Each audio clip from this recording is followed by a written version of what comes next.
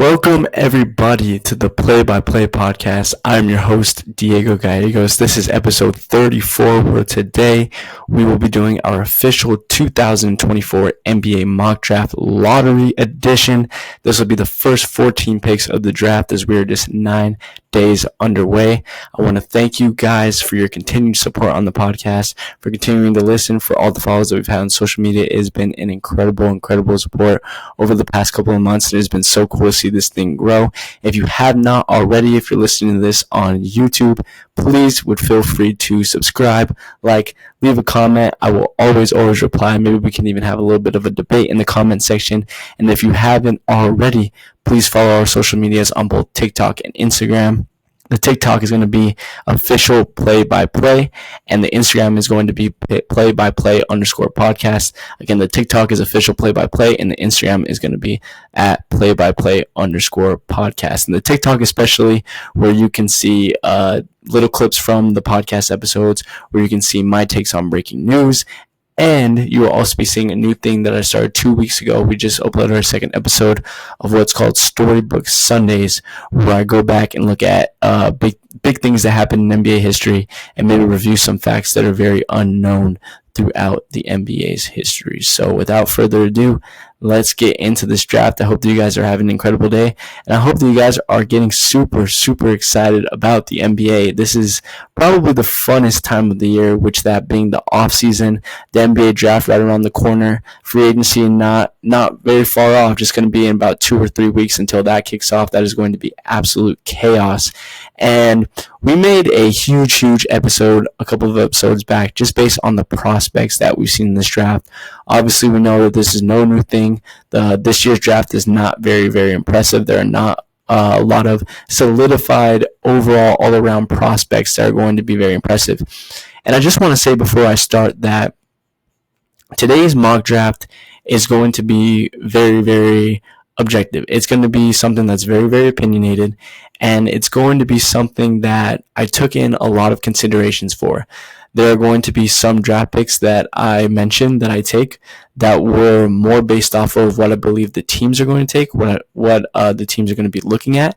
And there are other draft picks that I make that maybe I'll go based on more of what I would do if I was in that position, what I would do if there was a best player available, if I feel that there was a better fit. So I change things up a little bit. So just keep that into consideration.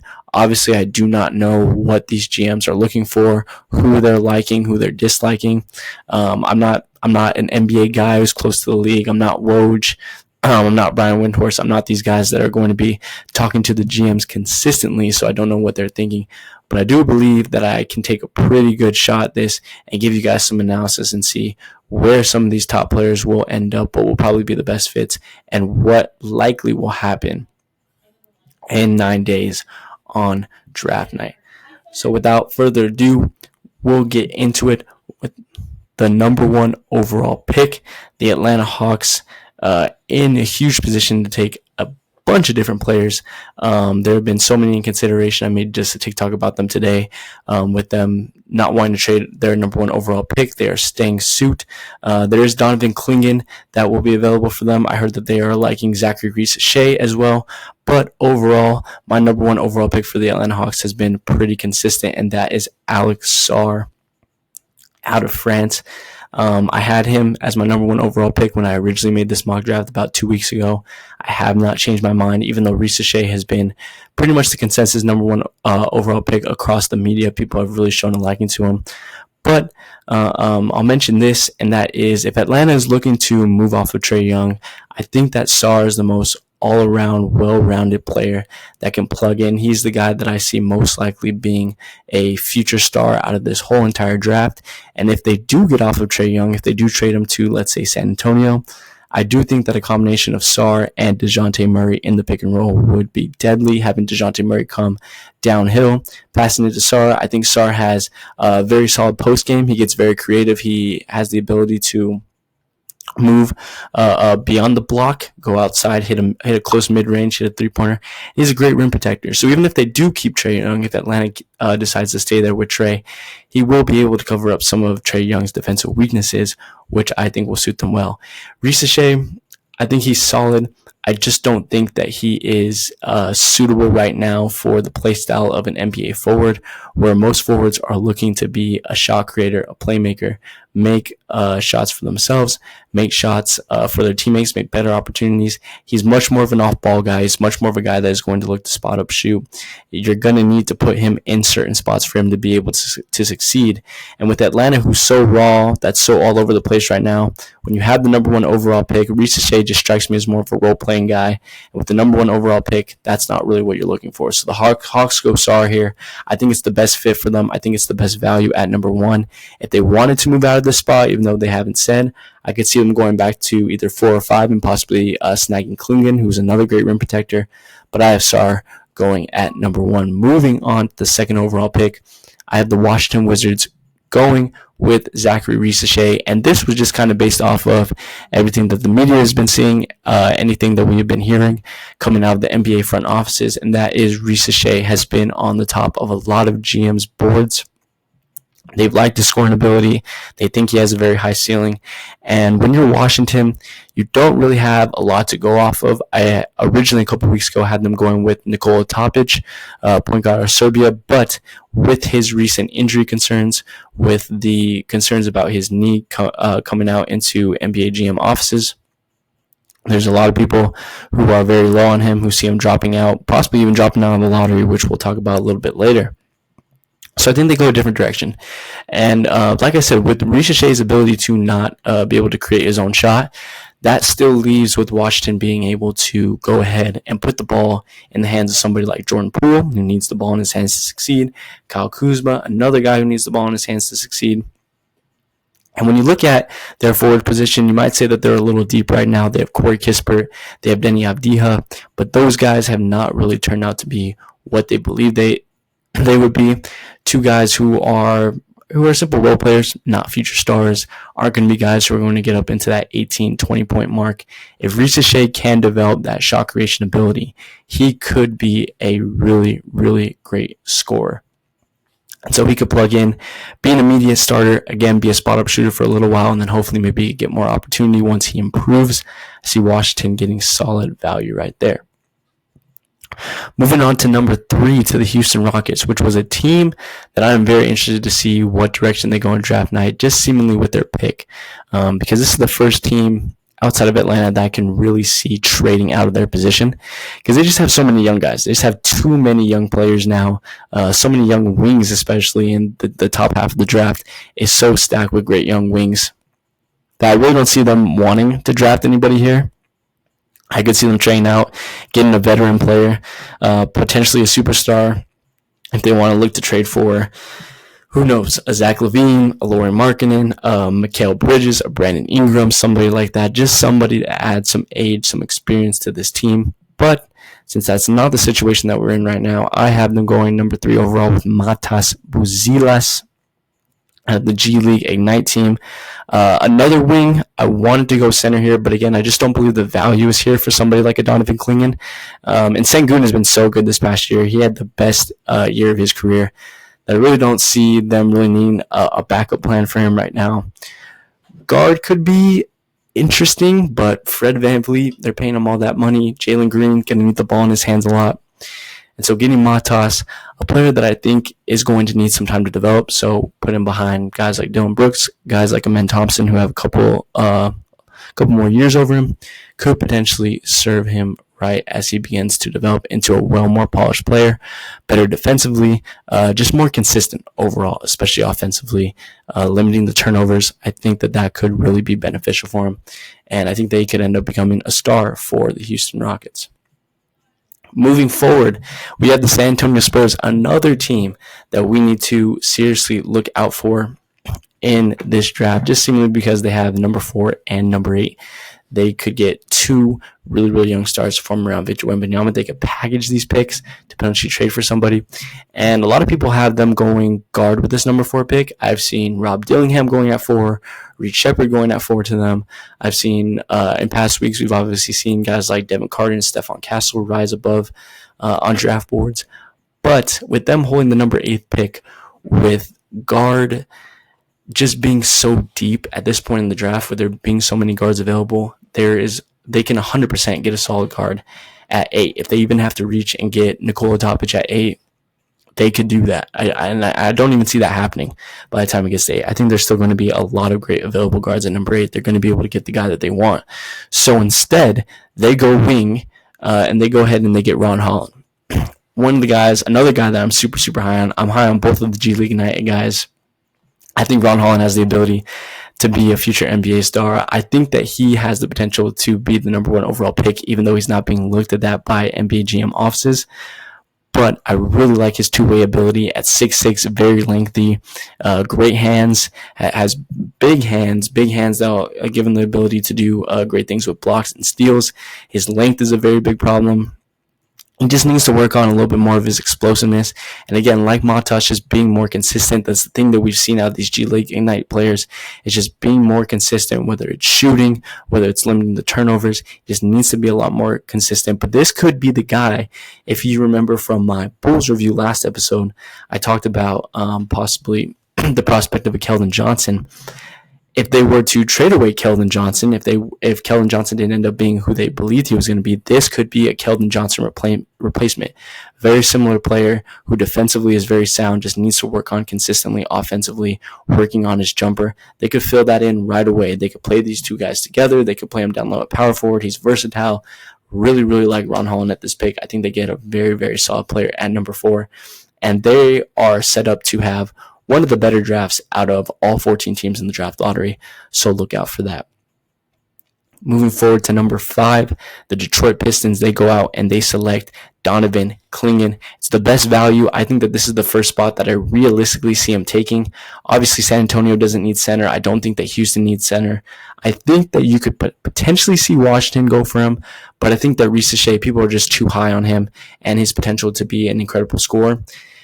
And with Jalen Duren slowing down the past couple of years with his value lowering, they need a new big man to stout in there. They still have solid guard play with Cade Cunningham, Jaden Ivey. They need a solid center, and then they could possibly get off Duren.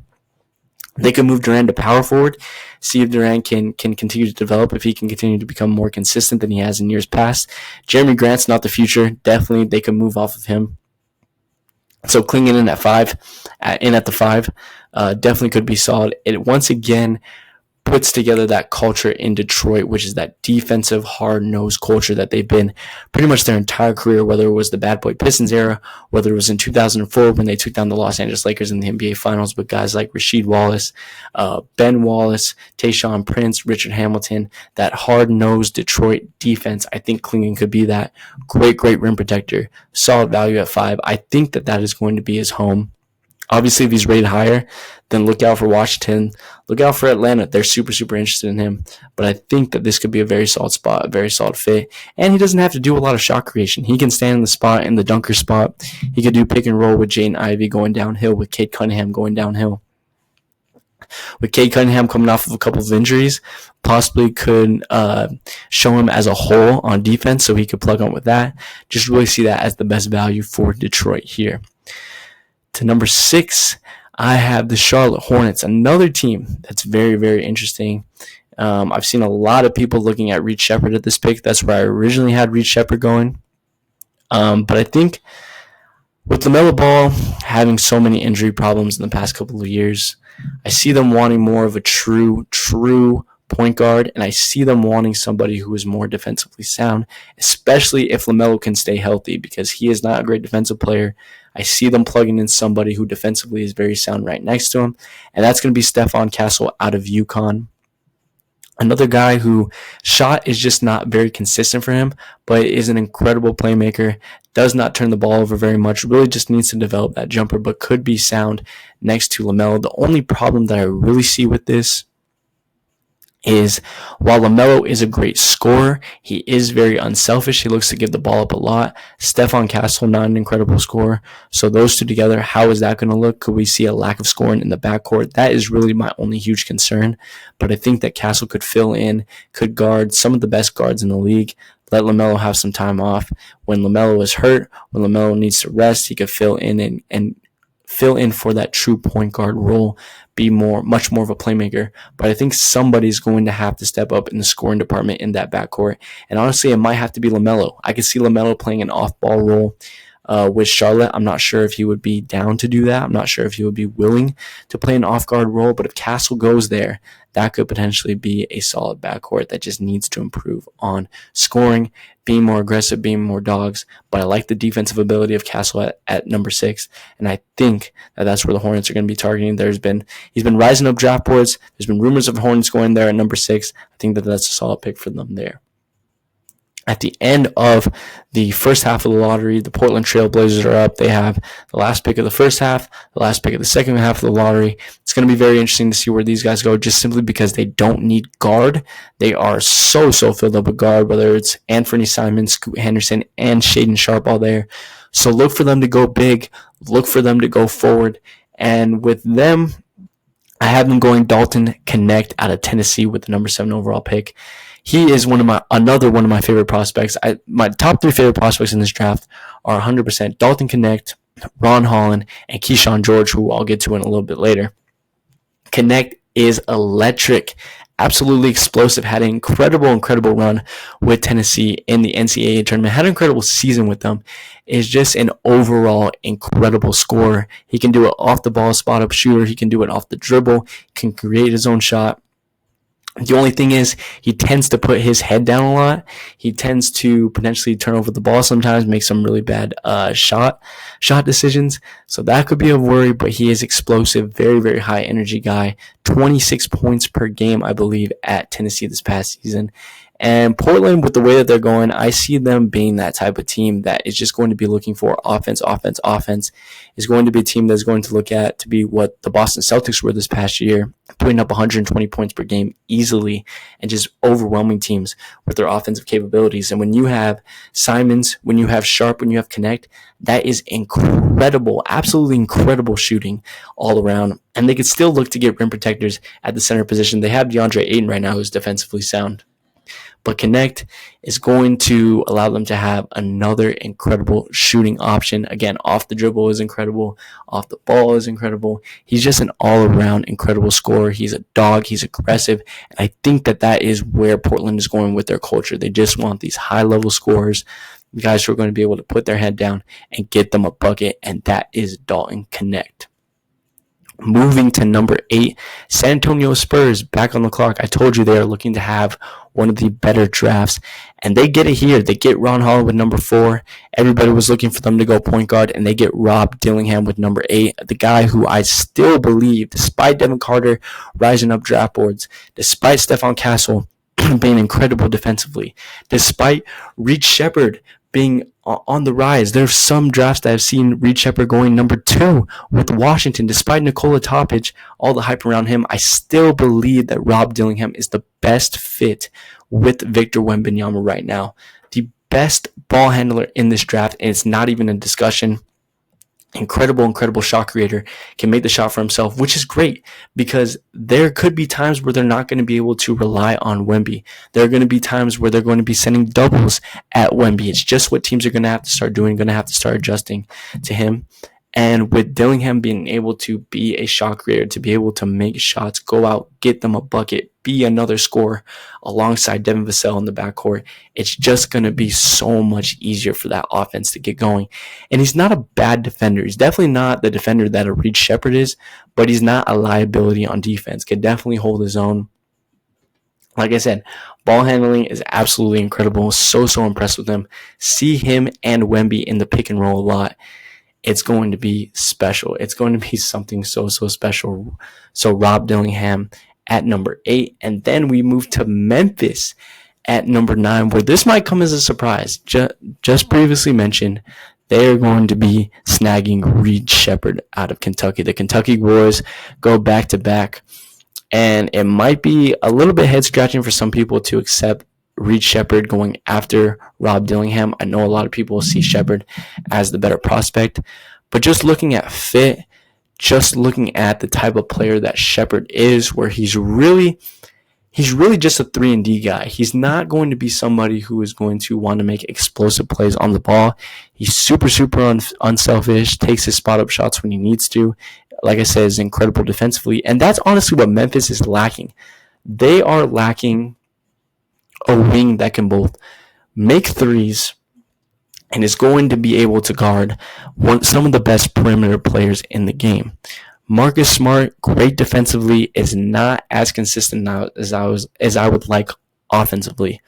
John Moran, we don't know what really the status of him going forward. We don't know if he's going to be getting into more trouble. We don't know how well his play is going to be affected. I think that Reed Sheppard could plug in. And next to Bane, next to Marcus Smart, who are two guys that can handle the ball themselves, Sheppard could go more off ball. He could become a true number one point guard and become a playmaker. He could guard some of the best guards in the game.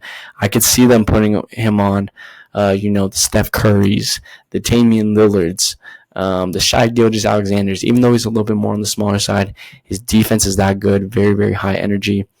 And when you look throughout, like I said, I know that he's higher up on a lot of people's draft boards. I know that a lot of people see him as a better prospect than Rob Dillingham, but Detroit doesn't really need one. San Antonio early, just don't see them looking for a point guard because there's so much depth here. The Rockets, definitely a destination, but again, they just signed Fred VanVleet to a huge contract. They need veteran help. Washington, definitely, but I just think it's too high. I think number 2 is way too high. Portland has too many guard play. So Charlotte and Houston are really the two spots before Memphis that I could really see him going. But I think the Castle with his length is going to be above him. With Reed Sheppard being 6'3", I think that's definitely going to hurt him when compared to somebody like Stephon Castle. So Memphis gets the perfect guy that they need. They go ahead and they get Reed Sheppard. Then we have the Utah Jazz, one of the more interesting teams in this draft, just seeming as there's so many different places that they could go with this draft pick. I would like to see them go guard, but I have them going Tidjane Salaün with this pick, with the number 10 overall pick. Just an overall athlete, somebody who is going to go out and is going to get a large amount of rebounds for them per game, but needs time to develop, which is really on the timeline that Utah is on anyways. I mean, they're not going to be very competitive. They're looking to move off Lauri Markkanen, so if they do move off of him, could potentially see them plug in Salaün right away. Power forward is a weak spot for them anyway, so plugging him in there. And he's just a raw athlete, very, very explosive. Going to be able to get a ton of rebounds, 6.1 rebounds that he got at Colette Basket. If you see me looking this way, I'm looking at some of the notes and statistics that I have. 15 points, not bad at all in Europe. Just needs to develop the offense game a little bit more. Very, very raw, but has a solid frame, could add on to it a little bit more, and is somebody that I think the Jazz could look at, who is more on their timeline and plug in for that forward once they leave Markkanen. Moving on, we have number 11, Chicago Bulls go Keyshawn George out of Miami. And no, this is not because I had it in my review. I actually believe that Chicago is going to be going George with this. Just seeming as they haven't made very many changes to their backcourt. I've heard a lot about them targeting Topic potentially, Devin Carter. I think Cody Williams could be a great fit, but I think Keyshawn George's ceiling is just a little bit higher than Cody Williams. I think with his high motor, his ability to shoot very, very well, and his defensive potential, him and Cody Williams are very, very similar players. I think George has just a little bit more potential than Cody Williams. So I see Chicago going there, building their forwards, and if they end up going the direction that I believe they do, if they're able to get off Zach LaVine and trade him to the Los Angeles Lakers, if they're able to get off of DeMar DeRozan in his contract and leave him in free agency, I see them going in the direction to rebuild that forward spot, to pair him up with somebody like a Pat Williams, another guy who really needs to grow offensively, who is very, very raw. These two could potentially grow together. He could play the 2-guard role. He could make a very, very lengthy team. It just seems like a great, great fit. And even though it might be a little bit high, even though many of Georgia's teams have been in the back of the lottery, such as Sacramento and Portland, I think that Chicago could be a solid spot for him. Moving on to number 12, the Oklahoma City Thunder, a team that also doesn't really need very many young guys. They need more veteran help. But I have them going Devin Carter, point guard out of Providence, who has gotten so much attention in the past couple of weeks, especially with Nikola Topic's injury history being revealed. And I think that this pick just allows Oklahoma to have a lot more value out of the squad that they have. I think that if they have Devin Carter, they can have him back up Shy. You can move Josh Giddey down to shooting guard, and then you have the option of trading either Cason Wallace or Isaiah Joe, for a top superstar. I mean, if they want to go out and they can get Kevin Durant, if they want to go get, I'm just throwing out names, Zach LaVine, Brandon Ingram, Mikal Bridges. If the Thunder want to get another star wing, Devin Carter will allow them because they'll just make so much of their team much more deeper, every single position more deeper. 6'8" wingspan for him. He is a very strong guard despite only being 6'2". Incredible speed for him. Great slasher. Somebody's going to be getting downhill, which is kind of the same type of game that Shai Gilgeous-Alexander fits, going downhill, slashing to the rim, getting to the rim easily. So learning behind him could be very, very beneficial. Another guy who has shown to be very, very effective defensively. And he won't be asked to do much, which I think is something that is very much of a weakness. I think if you have him as your main star, obviously he's not going to be able to go out and perform like that. But with the players that Oklahoma City is going to have around him, he's not going to be asked to do too much. Just be in the pick and roll, make the right play, make the right read, and just play the game of basketball, which is what he does best. Sacramento Kings at 13. They're going to go Cody Williams out of Colorado. They get an absolute steal here with Cody Williams out of Colorado, moving all the way down to 13. Don't know how it has been falling so far on so many of these mock drafts. It's just so much of what I've been seeing. I've been seeing Sacramento. I've been seeing Chicago, OKC. I've seen a little bit of Portland or Memphis at 7 and 9, so potentially there. But it's just been so crazy to fall. And I think it's just his lack of consistency that teams haven't been liking. But again, I liken him to somebody like Keyshawn George. Definitely think that those two are very, very similar players. I think that you could flip-flop them. So Sacramento, if they prefer George, look for them to get Keyshawn George. But a guy that adds onto this team who could play the shooting guard role, small forward role. Would like to see him play shooting guard, be next to De'Aaron Fox, create some length in that backcourt. If he can make that shot more consistent, it's going to be very deadly. And is another guy that could be a potential superstar wing in this draft. Really like him there. And finally, at number 14, the Portland Trailblazers return. And once again, they don't need guard. They just picked a forward in Don't Connect. So they go Khalil Ware here, center, out of Indiana. Somebody who could allow them to move out to a 5-out with his incredible shooting. One of the best shooting centers in this draft, if not the best shooting center in this draft. Great rim protector, great length there. Somebody that can back up DeAndre Jordan, that could fill out some of the holes that DeAndre Ayton has offensively, because Ayton can't really extend the floor that much. Khalil Ware can come in and do that. And again, it just adds on to that culture that I think that Portland is wanting to build, just being more offensively sound, wanting incredible shooting. Imagine Khalil Ware, Don't Connect, and Fernie Simons, and Shaedon Sharpe all in the same lineup. Like, that is a deadly three-point shooting lineup that you're going to have to look out for. 4 main players on the court could definitely prove beneficial, so I have him going there. And that is it, guys. That is the full 2024 play-by-play podcast mock draft lottery edition. Like I said, just the first 14 picks. Thank you guys so much for tuning in. Again, remember to follow our TikTok and Instagram. And if you can, share with your friends. Recommend the podcast, recommend the TikTok, recommend the Instagram. Let's just keep this ball rolling and continue to grow this. I'm having so much fun doing the research, doing these episodes, and I'm going to be having so much fun throughout this whole entire NBA offseason, watching the draft, watching how free agency unfolds. So again, if you want the more updates, if you want more videos, if you want more clips, follow the Instagram, follow the TikTok. Please leave a like on this video. If you're watching it on YouTube, make sure to subscribe and leave me a comment below. What do you think? Who is going to go where? What do you think I got right? What do you think I got wrong? Are there certain prospects that you think are overrated or underrated? Are there certain prospects that you see jumping up into the lottery? Are there certain prospects that you see falling? Let me know. But without further ado, that is all from me today, guys. This was your host, Diego Gallegos of the Play by Play podcast, and I will catch you guys on the next episode. Peace.